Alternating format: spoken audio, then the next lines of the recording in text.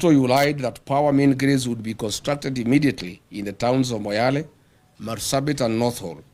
Zero works have commenced. As Ramadan nears, please give these Kenyans power. They do not need to cross to Somalia and Ethiopia to get ice cubes like they have done in previous years. Mr. Ruto, you lied that the Ministry of Mining, Blue Economy, and Maritime Affairs would construct with immediate effect fish landing sites and fish processing zones in Turkana County. 3 years later, all we see is cattle rustling and ravaging drought.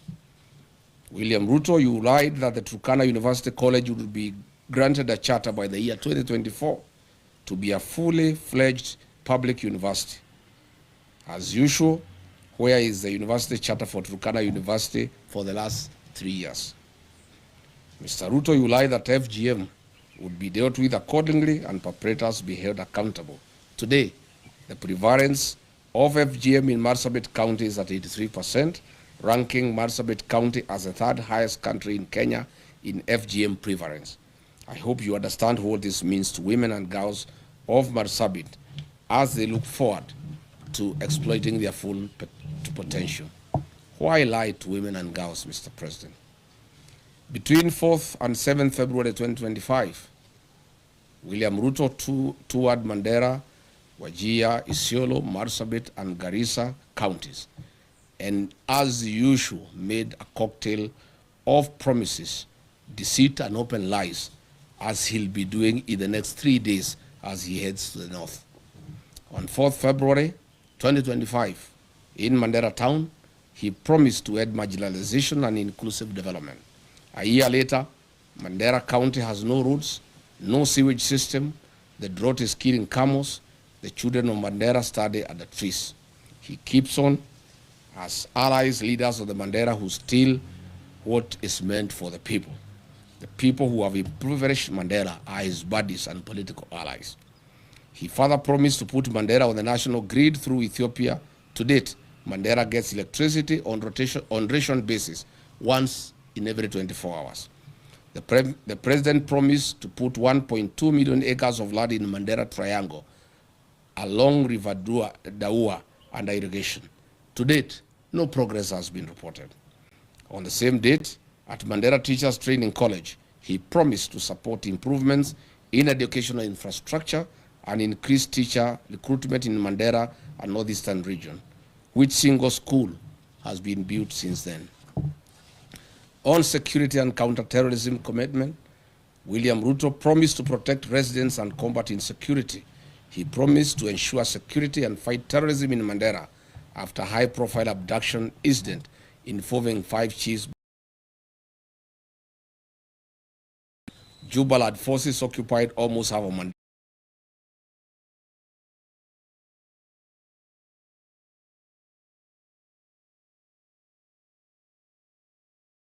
Never commented on this.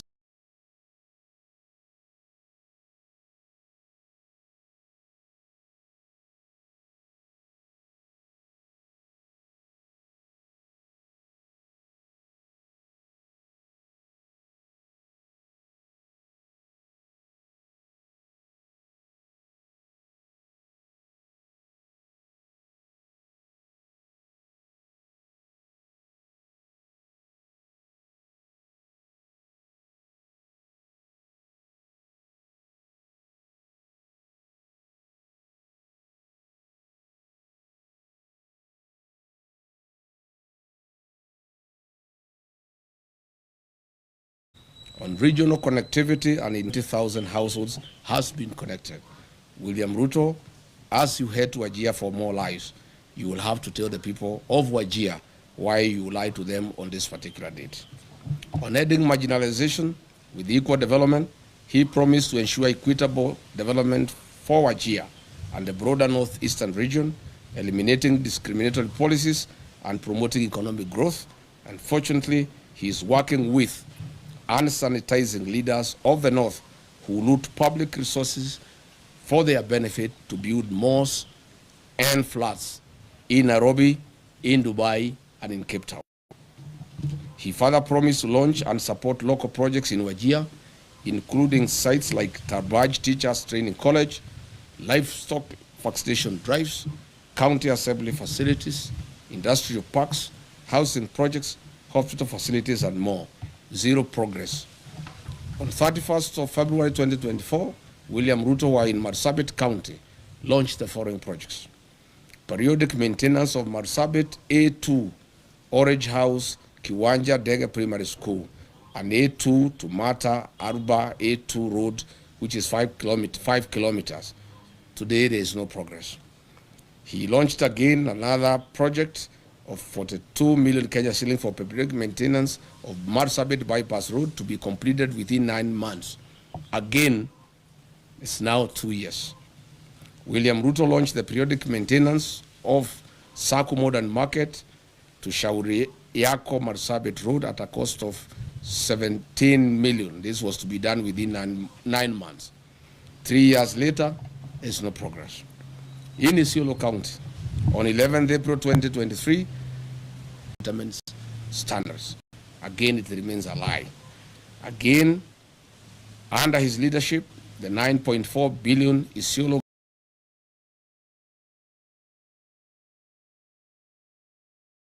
the Isiolo Town Water and Sewage action of new Tana River Bridge along A3 Road and Approach Roads at a cost of 2.9 billion shillings again remains a white elephant.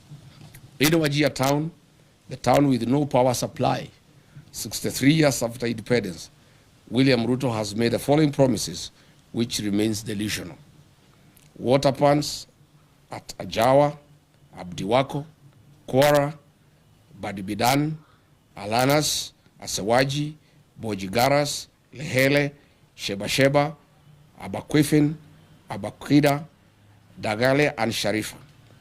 Water projects in Habasweni, Buna, Wajia Bol, water piping and supply, Elnuna, Tulatula, rehabilitation of Banish water project, Tabaj water supply, Kulsini water supply, Dentelai water project, Elders and Nole water supply. These remain lies to the people of Wajir.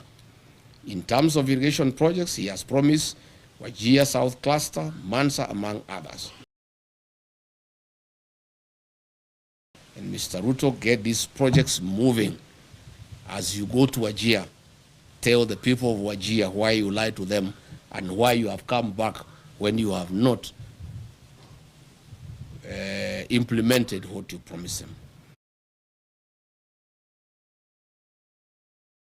As we speak today,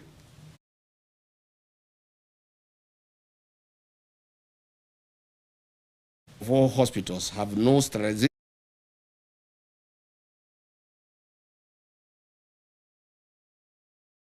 Governor of Wajir, you may need to explain. They remain a campaign lie. Township roads, Bute town roads, construction of Wajir bypass, drift on Lokole Elders Road, and the Habasweni Mosque Water Point Road. Modogashe, Isiolo, tell us why majority of the sections are stored for the last 3 months and workers have never been paid their money to be able to continue with the construction. Tell the people of Mandera why power is being supplied once in every 24 hours. You must say what is happening at the Mandera Kenya Power Station. Finally, William Ruto, on 4th November 2023, in Lamu County, Kizingitini, Pate Island, you lied that Kenya shilling 700 million was available for construction of Mutagawada Sea Road. People are still waiting. Where is the 1 billion shillings for the development and equipping of 9 fishing lad sites for Mukowe in Lamu, a lie you told on 27th August 2023. Good people, that's where we are. We wanted to tell William Ruto as he goes to the north, the problem of northern Kenya is a problem of accountability. Theft of public resources by leaders that he wines and dines with. He is going to be with those leaders in military choppers, blowing dust and wind to hungry population with no water and food. I would like to ask him to carry food and water for the people of northern Kenya. All the mains and all the beans and rice, blankets, food and non-food items being used in central Kenya, in Nyandarua, in Kiambu, in Murang'a, Kirinyaga, Nyeri, to campaign, he should take those foods and non-food items. I found yesterday in Nyandarua, trucks of blankets, trucks of rice and beans being taken to people who have food, who have potatoes, who have carrots. This food is required in northern Kenya. So that is why I called this press conference to ask President William Ruto before he goes to the north to prepare these answers for the people of northern Kenya, because it is immoral to cheat populations. These people are dying, they are hungry, they have no water, they have no food, they have no medicine, their animals are dying. And then you go to dance with them and lie to them all. Asanteni sana. Any question? Yes, citizen.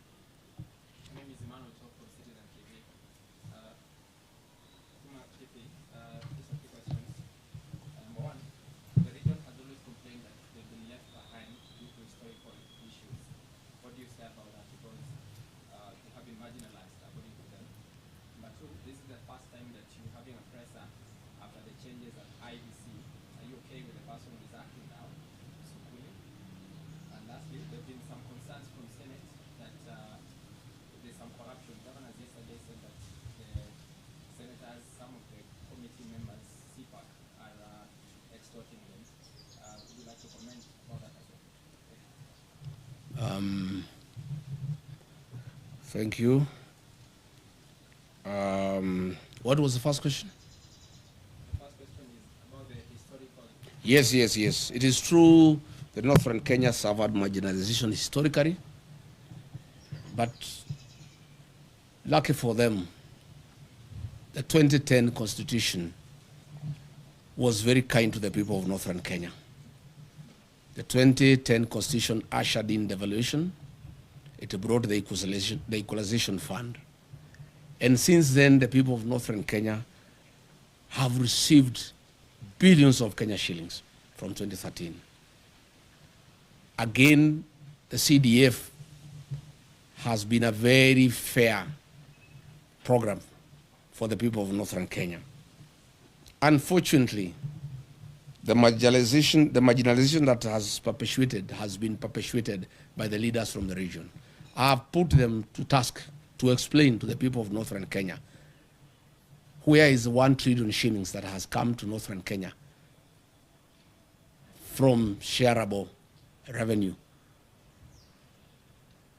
through devolution, money for CDF, money for the equalization fund. When you go to Wajir, to Mandera, to Garissa, to Isiolo, to Marsabit, there's nothing on the ground. If you come here to the mountain region, you will see money meant for CDF. There are all manner of schools. All schools have tiles. Schools have cabro. They have modern buildings. If you go here to Kajiado North, the money for CDF is visible in the rest of the country. But there's nothing in northern Kenya. Zero. All these leaders are just here in Nairobi. But there's no accountability because they don't even allow audit to take place. They feign insecurity so that audit has to go on to northern Kenya. If you look at the money that has been given to the governor since 2013, there are no hospitals, there are no dispensaries, there are no health centers, there are no ECDs, there are no roads, there's no water, there's nothing. Northern Kenya requires a special audit of all the funds that have been disbursed to those areas since that time. Number two, you have asked about IBC. We went to IBC and raised various issues. Of course, we did demand the removal of the CEO, and we are grateful that he has been removed. We call for a transparent and open recruitment of a CEO with no interference from the state. Further, we call upon the IBC to terminate the contracts for the mathematics system of conducting elections, the Venezuelan technology that was illegally extended by the outgoing CEO, Juan Marjan. He did it when there was no commission. It's an illegality. And that contract is illegal. And that contract should be terminated. And IBC should advertise and acquire modern and credible system for conducting our elections. Thank you. On.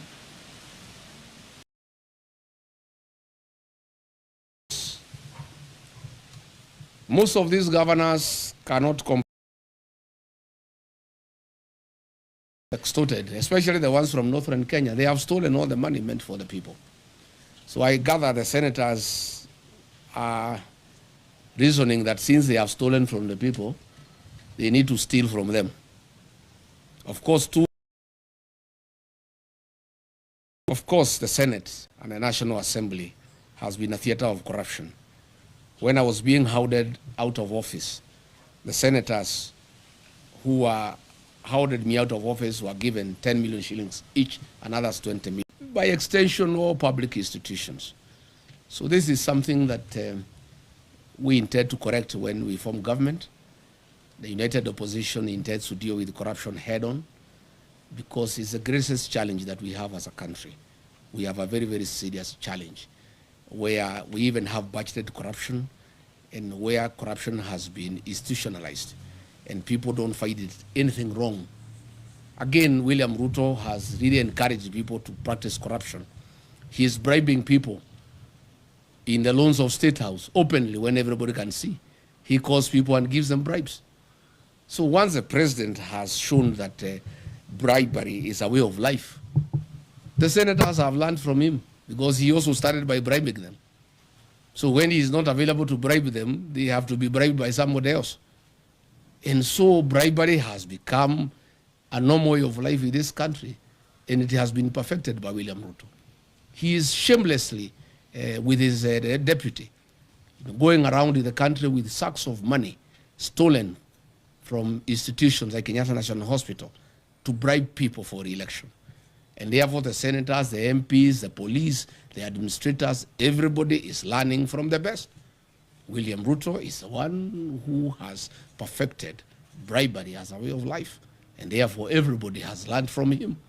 And that is the country now that we have. And that is why we are preparing for the next election to correct this situation by removing from office and bringing a government that is transparent and accountable. Yes?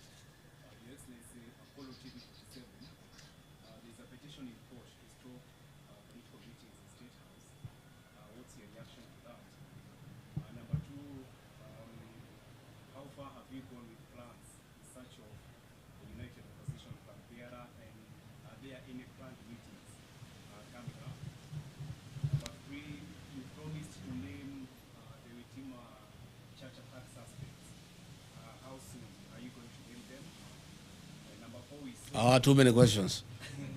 Those are enough. One, we agree with that petition. State House has become a scene of crime. Instead of being a coveted institution where good policies are conceived and pronounced, it has become the center of corruption and bribery. It has also, is no longer a national institution that looks at William Ruto. William Ruto has abandoned government. He's not running the government anymore. He's just thinking about the election. So State House is a campaign scene, and again, a scene of corruption and bribery. We are committed to have one single presidential candidate to face William Ruto. We want to ask patience from the people of Kenya. Coalition building is... People of Kenya have been very clear to us that they want one candidate to face William Ruto, and we want to give them that commitment. On my part, I want to give that commitment. And when I listen to my sister Mother Karua and my other brothers in the alternative government, they are all committed that we shall have one single presidential candidate to face William Ruto. What I want to ask is Kenya was named as the opposition flag bearer on the 14th of October 2022, when the election was on 27th December the same year. 2 months, 13 days apart. There's no hurry. We can take our sweet time. If you ask me, we should not be in a hurry. Anything from March, April next year It's good enough. We told IG Kaja that we shall go back on the scene, and he'll be shooting himself in the foot because they are actually policemen and politicians very close to him.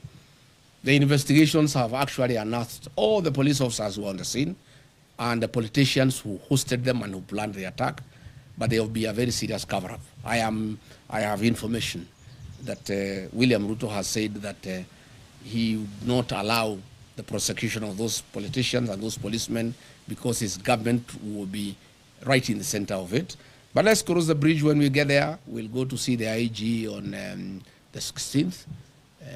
He promised us that he'll give us progress report, and we told him we want arrest and prosecution by then. But let's cross the bridge when we get there. Last one. Yes.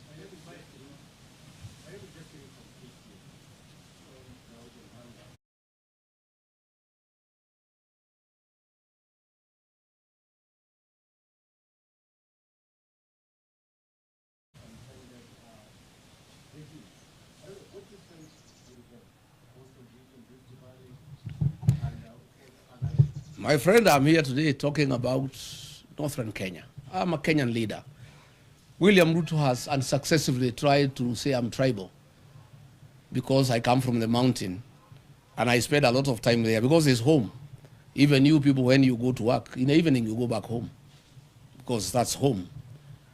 I'm a Kenyan leader and I'll be talking about Kenya. I'm today talking about Northern Kenya. Later tonight I have radio stations from the Ma community discussing issues in Narok, in Kajiado, and in Samburu. I want to say the 2010 Constitution dealt in a very big way with the issue of marginalization. My administration will work on accountability to make sure that funds, public funds, appropriated by the National Assembly and given to the counties and given to the MPs through the Constitutional Development Fund, those funds are spent. I don't think we have really a big problem about lack of funds. It's the issue of accountability, and more so the North.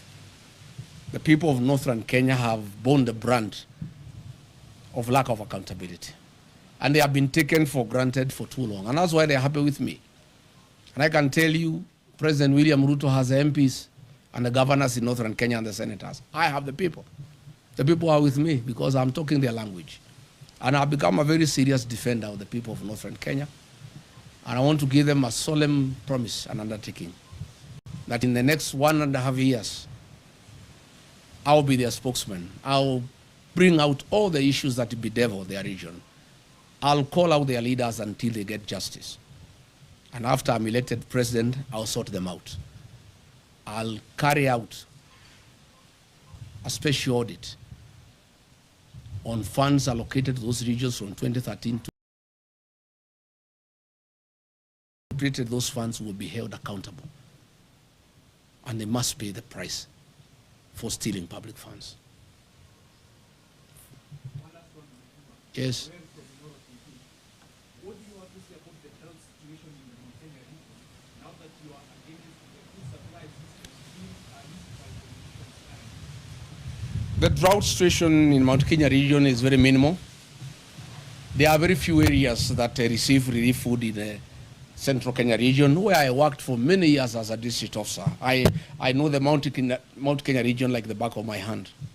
We have some little challenge in Tharaka, some little challenge in Bere, some little challenge in Katuanyaga, in Thika, some little challenge in Kakuzi, in Maragua, some little challenge in Karai, in Kikuyu, some little challenge in Deya, in Rimuru, some little challenge in Kieni, in Nyeri. That's it.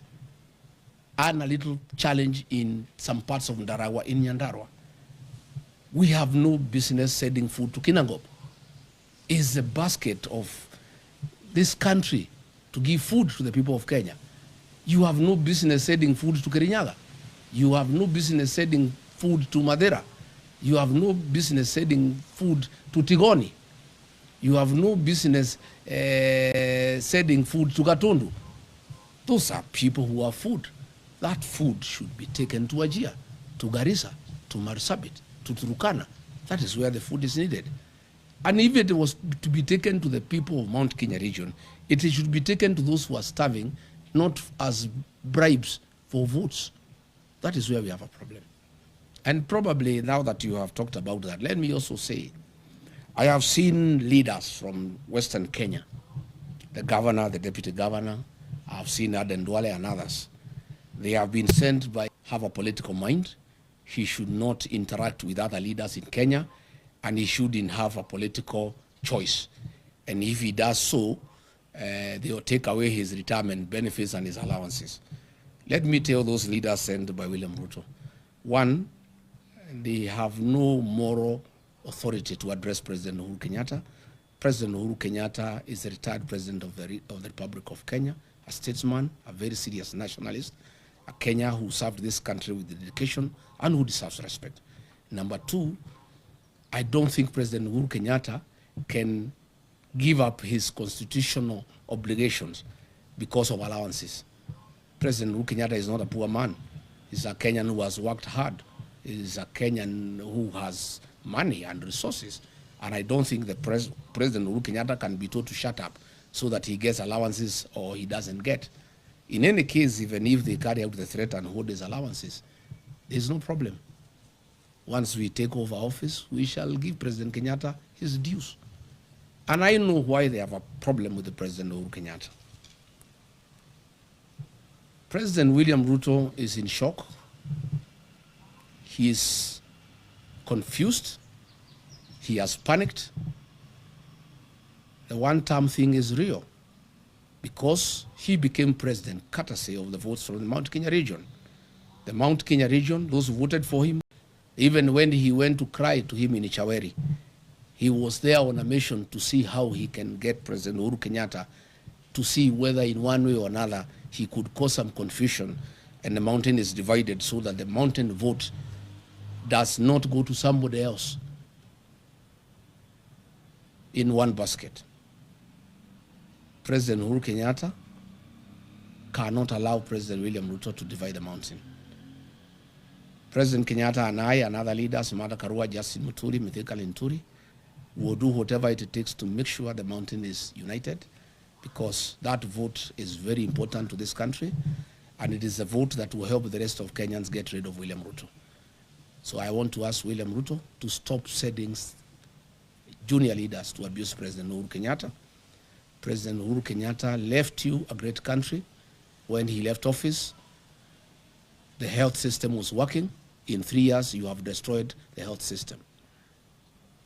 When President Uhuru Kenyatta left office, the university, the Higher Education Loans Board was working. 3 years down the line, children are at home. Stop blaming President Uhuru Kenyatta for your political problems and challenges. You destabilize your own government. You lie to the people of Kenya. You have made corruption a way of life. You have made bribery the epitome of State House. The challenges that you have as a president are of your own making. And stop blaming President Uhuru Kenyatta. Stop sending leaders to abuse President Uhuru Kenyatta. And I want to challenge William Ruto, if he's a man enough to abuse President Kenyatta himself. Stop sending some leaders to abuse President Kenyatta on your behalf. Do it yourself if you are man enough. Abuse him. And let me say, I will not allow President Uhuru Kenyatta to be intimidated. I have a responsibility as a leader from the region to defend our son, our kinsman. President Uhuru Kenyatta must be allowed to retire in dignity. He must be allowed to enjoy his constitutional freedom to do whatever he wants. If he wants to work with us, why not? Kenya, why not? And I want to tell William Ruto, I heard him saying that Azimio cannot be anything without ODM.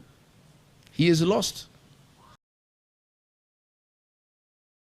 Of today, what William Ruto is holding is a shell of ODM, the fake one, of Junet Mohammed, Gladys Wanga, and Oburu Odinga. The ODM B, the one with the people, is gone. and is in one term. The people of Ukambani are gone, they are in one term. The people of Kisii are gone, they are in one term. The mountain is gone, is in one term. And by the way, there is no UDA without the mountain. It's a shell. So let him not, and he should know, Azimio only lost because the mountain did not go to Azimio in total. As we talk, the mountain, Azimio, United Opposition, ODM-B, all of us are in one term. We'll get 70+1 and we'll make him one-term president. So let him stop sending people to abuse President Uhuru Kenyatta. Let him not demean Azimio.